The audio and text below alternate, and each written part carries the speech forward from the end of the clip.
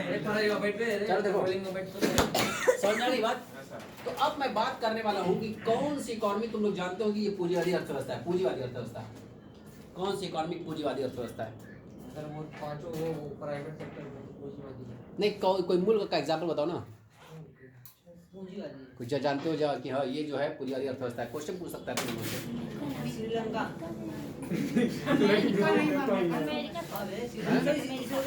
का है समाजवादी है पूंजीवादी है? हाँ जी, अमेरिका जो है यूनाइटेड किंगडम वो क्या है आपका? पूंजीवादी अर्थव्यवस्था होता है। वहाँ पर बड़ी बड़ी जितनी भी कंपनियाँ सब किस में है? प्राइवेटाइजेशन में। सरकार के ऊपर कोई इंटरफेयर नहीं है, कंट्रोल नहीं है उसको। सब कौन करता है? प्राइवेट सेक्टर में। किधर है? समाजवादी का कोई एग्जाम्पल? क्या पूरा भारत है, देख लो जर्मन भी हो सकता है, लेकिन चाइना है। क्या है? चाइना। ठीक है। उसके बाद मिश्रित अर्थव्यवस्था का ये भारत है। यहाँ पर बहुत सारे सेक्टर ऐसे हैं जो प्राइवेट में है। जैसे बिजली को देख लो, बिजली सरकार के भी हाथ में है, प्राइवेट में भी है। मुंबई वगैरह में, महाराष्ट्र में सब टाटा कंपनी चलाती है लाइट। रेलवे भी देखोगे सरकार भी कंट्रोल करती है, प्राइवेट भी करते हैं। ठीक है ना। तो ऐसे बहुत सारे, पेट्रोल है, गैस है, प्राइवेट भी करते हैं और सरकार भी करती है। हथियार वगैरह जो बनाए जाते हैं, कुछ पहले सरकार पूरा हाथ में था, इस टाइम उसको भी प्राइवेटाइजेशन कर दिया गया। अब धीरे धीरे सब प्राइवेटाइजेशन हो रहा है। जब सब प्राइवेटाइजेशन हो जाएगा तो फिर क्या हो जाएगा? हम लोग पूंजीवादी अर्थव्यवस्था में आ जाएंगे। किसमें आ जाएंगे? पूंजीवादी। अभी हम लोग किसमें चल रहे हैं? मिश्रित अर्थव्यवस्था में चल रहे हैं। ठीक है ना, मिश्रित अर्थव्यवस्था में। तो इसमें सब चल रहा है। तो हम लोग इलेक्ट्रिक को देख रहे हैं। इलेक्ट्रिक अभी हम लोग उत्तर प्रदेश में जो है सरकार के हाथ में है, लेकिन यही महाराष्ट्र में किसके हाथ में है? प्राइवेट हाथों में। ठीक है। यातायात के जो साधन है सिर्फ सरकार के हाथ में नहीं है, सरकार भी चलाती है और प्राइवेट भी यातायात के साधन देती है। एरोप्लेन चलाते हैं, बसें चलती हैं, ट्रेनें भी चलती हैं, प्राइवेट के हाथों में है कि नहीं है? तो ऐसे ही बहुत सारी चीज़ें हैं जिसका कंट्रोल जो है दोनों के हाथों में होगा, उसको हम लोग क्या बोल देंगे? मिश्रित अर्थव्यवस्था बोलेंगे। ठीक है। हाँ, तो ये था हमारे पास इकोनॉमी की बात आती है। इकोनॉमी कहते हैं कि इसको है, तो इकोनॉमी एक ऐसा सिस्टम होता है जिससे लोग अपना जीविकोपार्जन करते हैं। एक प्रणाली, एक सिस्टम है। ठीक है ना। उसी सिस्टम को हम लोग क्या बोलते हैं? इकोनॉमी यानी अर्थव्यवस्था। अर्थव्यवस्था अर्थशास्त्र 3 प्रकार की होती है। हम लोग बात कर रहे हैं अर्थशास्त्र की। तो अर्थशास्त्र में बताया गया कि एक धन का विज्ञान है, संपदा का विज्ञान है, और एक ऐसा विज्ञान उसमें बताया गया था जहाँ पर आपके सीमित साधन से असीमित आवश्यकताओं की पूर्ति करने के लिए आपको बताया जाएगा कैसे आप अपनी पूर्ति कर सकते हैं। सीमित साधनों से कहते हैं अपनी आवश्यकताओं की संतुष्टि कर सकते हैं। तो उसमें प्रायोरिटी बेसिस पर होता है। किस पर? प्रायोरिटी का मतलब जिसमें आपको सबसे पहले ज़रूरत हो, सबसे ज़्यादा ज़रूरत हो, सबसे पहले उस काम को करेंगे, उसके बाद दूसरे को, उसके बाद तीसरे को। मतलब जिसमें ज़्यादा संतुष्टि मिलेगी उस काम को पहले किया जाएगा, जिससे कम मिलेगी उसको बाद में किया जाएगा। तो इस तरह से अपने कर्म को बांट दिया जाता है और उस तरह से हम लोग अपना उत्पादन करते हैं, काम करते हैं, जीविकोपार्जन चलाते हैं। ठीक है। अब इसमें आता है बहुत सारी चीज़ें आती हैं, जैसे बोला है सकारात्मक अर्थशास्त्र और नकारात्मक अर्थशास्त्र, पॉजिटिव इकोनॉमिक्स और नेगेटिव इकोनॉमिक्स। पॉजिटिव इकोनॉमिक्स किसे कहते हैं और नेगेटिव इकोनॉमिक्स किसे कहते हैं? पॉजिटिव का मतलब क्या होता है उसको समझो। जो भी चीज़ बना रहे हैं, जो भी चीज़ उत्पादन कर रहे हैं, क्या है इस पर जोर देता है। क्या है यानी कि हमारे पास जो साधन है उससे हम क्या बनाएं। देखो आपके पास जो रिसोर्सेज हैं, हो सकता है उस रिसोर्सेज का इस्तेमाल करके आप जो है बम बनाएं, बंदूक बनाएं, या हो सकता है कपड़ा बना दें, हो सकता है कपड़ा बन के साथ साथ खाना बना दें, मकान बना दें, ये सब चीज़ें बना दें। मतलब आपके पास जो रिसोर्सेज हैं उन रिसोर्सेज को इस्तेमाल करके आप क्या बनाना चाहते हैं वो आपके ऊपर है। बनाइए जो समझ में आती है, बम, बारूद, कपड़ा, खाना, जो समझ में आए सो बनाइए। ये सकारात्मक है। क्या है पर जोर देता है। किस पर जोर देता है? क्या है। और नकारात्मक क्या होता है? क्या होना चाहिए।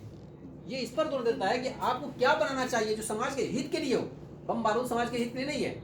आप उनके लिए क्या दें? कपड़ा दीजिए, खाने की चीज़ें दीजिए, अब वो पुस्तकें दीजिए, ये सब चीज़ें बनाइए, ये इनको आप बढ़ा सकते हैं। तो क्या होना चाहिए, क्या सही है समाज के लिए, समाज के हित के लिए क्या सही होना चाहिए, ये क्या होता है? क्या होना चाहिए। तो इसको हम बोलते हैं नेगेटिव या नैरेटिव, क्या बोलते हैं, इकोनॉमिक्स से बोलते हैं। बस मेरी है। एक हो गया पॉजिटिव और एक हो गया नैरेटिव। तो पॉजिटिव और नैरेटिव, तो पॉजिटिव का मतलब क्या हो जाएगा? क्या है, तो पॉजिटिव में सब आ गया, कुछ भी इसमें नहीं। शराब बनाओ, दूध बनाओ, ठीक है ना, खाने पकाने की चीज़ बनाओ, कपड़ा बनाओ, बम बारूद बनाओ, मतलब क्या है इस पर जोर देता है, क्या होना चाहिए इस पर जोर नहीं देता है। अब क्या होना चाहिए जो समाज के हित के लिए होगा वो क्या हो जाएगा, नैरेटिव इकोनॉमिक्स कहलाएगा। ठीक है, अब उसके अलावा फिर आता है इसमें व्यष्टि अर्थशास्त्र और समष्टि अर्थशास्त्र, माइक्रो इकोनॉमिक्स और मैक्रो इकोनॉमिक्स। जो इकोनॉमिक्स है ना, इसको दो हिस्सों में पहले बांटा गया है। एक को बोला गया है माइक्रो और एक को बोला गया है मैक्रो। माइक्रो इकोनॉमिक्स और मैक्रो इकोनॉमिक्स, सूक्ष्म अर्थशास्त्र और समष्टि अर्थशास्त्र, सूक्ष्म और विरहित अर्थशास्त्र। तो व्यष्टि अर्थशास्त्र और समष्टि अर्थशास्त्र नाम अलग है, व्यष्टि कहो चाहे सूक्ष्म अर्थशास्त्र कहो, चाहे समष्टि कहो, चाहे विरहित अर्थशास्त्र कहो, ठीक है ना। माइक्रो और मैक्रो इकोनॉमिक्स, माइक्रो इकोनॉमिक्स किसको कहते हैं और मैक्रो इकोनॉमिक्स किसको कहते हैं, कुछ अगर जानते हो तो बताओ। माइक्रो में एक चीज, एक वस्तु, एक फैमिली, एक बिजनेस की बात होती है, और मैक्रो में कई लोग, कई परिवार और कई वस्तु, कई बिजनेस वगैरह के बारे में। ठीक है, तो माइक्रो इकोनॉमिक्स का मतलब क्या हो जाएगा, किसी एक बाजार की बात हो रही है, किसी एक फैमिली की बात हो रही है, किसी एक जगह की बात हो रही है, किसी एक क्षेत्र की बात हो रही है, उसको क्या कहते हैं माइक्रो इकोनॉमिक्स। मतलब छोटे एरिया की बात हो रही है, छोटी जगह की बात हो रही है, किसी छोटे संगठन की बात हो रही है, उसको क्या कहते हैं माइक्रो इकोनॉमिक्स। और मैक्रो बड़े एरिया की बात होती है, ठीक है ना। इसका मतलब जब हम किसी एक फर्म के बारे में, ध्यान सुनो, जब हम किसी एक फर्म के बारे में, किसी एक उद्योग के बारे में अध्ययन कर रहे होंगे तो माइक्रो इकोनॉमिक्स पढ़ रहे होंगे। किसके बारे में, माइक्रो और माइक्रो, माइक्रो और माइक्रो, ठीक है ना। यानी सूक्ष्म अर्थशास्त्र और विरहित अर्थशास्त्र। तो सूक्ष्म में छोटे एरिया को ध्यान दिया जाता है और विरहित में बड़े एरिया में। अब देखो छोटे एरिया में, माइक्रो में जो हम लोग पढ़ेंगे, यहाँ पर माइक्रो में जो पढ़ा जाएगा इसी में हम लोग पढ़ेंगे, जानते हो क्या, लॉ ऑफ डिमांड। क्या पढ़ेंगे, लॉ ऑफ डिमांड इसी पढ़ेंगे, मांग का नियम वगैरह जो है ना सब इसी में आ जाएगा। लेकिन जब हम लोग बात करेंगे बेरोजगारी की, बात करेंगे गरीबी की, बात करेंगे यहाँ पर जनसंख्या की, बात करेंगे लिंगानुपात की, बात करेंगे, अभी मुद्दा आया था वहाँ पर किसका बोली थी पढ़ाने को, नेशनल इनकम की, मनी एंड बैंकिंग की। जब ये सब बात की जाएगी तो सब किस में आ जाएगा आपका, माइक्रो इकोनॉमिक्स पढ़ा। विरहित अर्थशास्त्र ये है, ठीक है ना, क्योंकि पूरे समाज और पूरे सोसाइटी की बात हो रही है, पूरे एक राष्ट्र की बात हो रही है कि क्या बेरोजगारी दर है, क्या गरीबी दर है, क्या लिंगानुपात है, क्या हम लोगों का सकल उत्पादन हो रहा है, क्या हम लोगों का नेट उत्पादन हो रहा है, बहुत सारी चीजें ये सब होती है। लेकिन जब किसी एक फर्म के बारे में, किसी संस्था के बारे में, किसी एक वस्तु के बारे में बात की जाती है तो क्या होता है, आपका माइक्रो इकोनॉमिक्स कहलाता है। बस समझ रही है, तो माइक्रो और मैक्रो इकोनॉमिक्स। तो ये सब हम लोग पढ़ चुके हैं कि इकोनॉमिक्स किसे कहते हैं। उसके बाद पॉजिटिव इकोनॉमिक्स किसे कहते हैं, नैरेटिव इकोनॉमिक्स किसे कहते हैं, माइक्रो इकोनॉमिक्स किसे कहते हैं और मैक्रो इकोनॉमिक्स किसे कहते हैं। इकोनॉमिक्स के अलावा हम लोग पढ़े इकोनॉमी किसे करते हैं। इकोनॉमी में हम लोग जान गए पूंजीवादी अर्थव्यवस्था, सामान्य अर्थव्यवस्था, मिश्रित अर्थव्यवस्था किसे कहते हैं। उसको जानने के लिए हमको जानना पड़ा कि उत्पत्ति के साधन, उत्पत्ति के साधन ये 5 साधन है, इनके बिना कोई भी चीज उत्पत्ति नहीं हो सकती है, बन नहीं सकती है। यानी इस पर जिसका कंट्रोल रहेगा वही माना जाएगा। अगर पूरा सरकार कंट्रोल है, समाजवादी, पूरा पब्लिक और निजी कंपनियों का है तो पूंजीवादी, और जहाँ पर दोनों मिक्स होकर काम करते होंगे तो मिश्रित अर्थव्यवस्था करेंगे। ठीक है, चलो इतना तक हो चुका है। अब तुम लोग पढ़ोगे तो सारी बातें इसमें समझ में आएंगी। अब आता है इसमें अर्थव्यवस्था की केंद्रीय समस्याएं। केंद्रीय समस्याएं, central problem of economy, central problem of economy.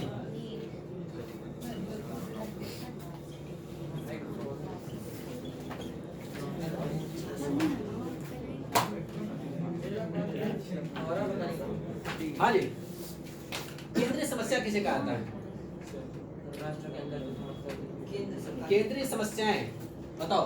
Central problem of economy, किसी भी देश में मतलब की जो समस्या होती है उत्पादन करने की, तो कौन समस्या आती है, सेंट्रल प्रॉब्लम ऑफ इकोनॉमी उसको बुलाता है। ठीक है, तो क्या क्या होता है इसमें ये बताओ।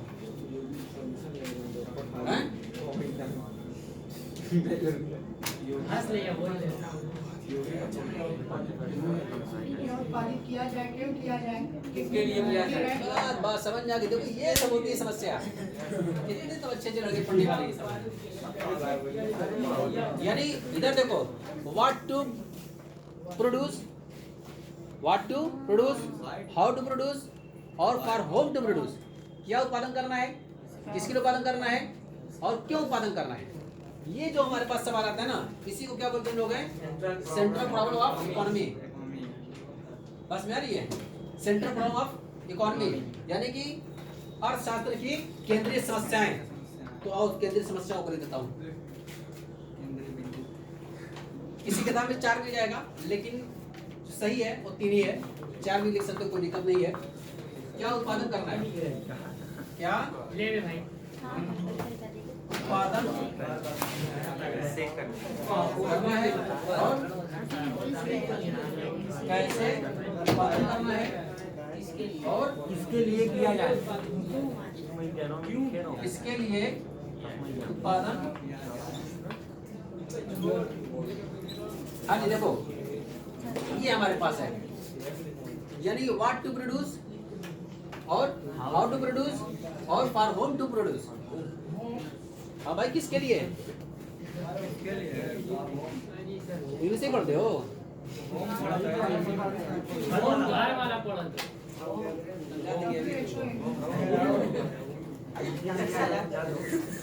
ठीक है ना, यही हम लोग पास है। क्या उत्पादन करना है, कैसे उत्पादन करना है, किसके लिए उत्पादन करना है। तो ये जो समस्या होती है इसको क्या बोलते हैं? सेंट्रल प्रॉब्लम ऑफ इकोनॉमी बोला जाता है। ठीक है ना। तो तू लोग पूछ सकता है कि अर्थशास्त्र की केंद्रीय समस्या क्या है। तो केंद्रीय समस्या गिना देना कि जो हमारे पास उत्पादन करने के लिए हमारे पास जो साधन है उससे हम क्या उत्पादन करें, कैसे उत्पादन करें, किसके लिए। तो क्या उत्पादन करें, तो बता दें जो हमारे पास रिसोर्सेज है हम बना सकते हैं उससे बम, बारूद, शराब, दूध, दही, खाना पीना, कुछ भी बना सकते हैं इससे। आपके पास रिसोर्सेज बहुत सारे हैं। हमने बताया ना कि आपके पास साधन सीमित है, लेकिन आवश्यकताएं क्या है? अपार है। अपार, ठीक है। साधन सीमित है और आवश्यकता क्या है? अपार है।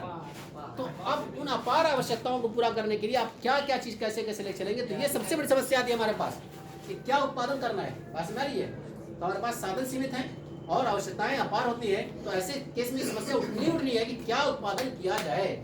उसके बाद फिर आता है कैसे उत्पादन किया जाए। कैसे उत्पादन किया जाए? उत्पादन करने के लिए हमारे पास मुख्य रूप से जो साधन है 2 है। उत्पादन करने के लिए किसी चीज का जो हमारे पास जो साधन है, जो रिसोर्सेज है 2 है। कौन कौन से?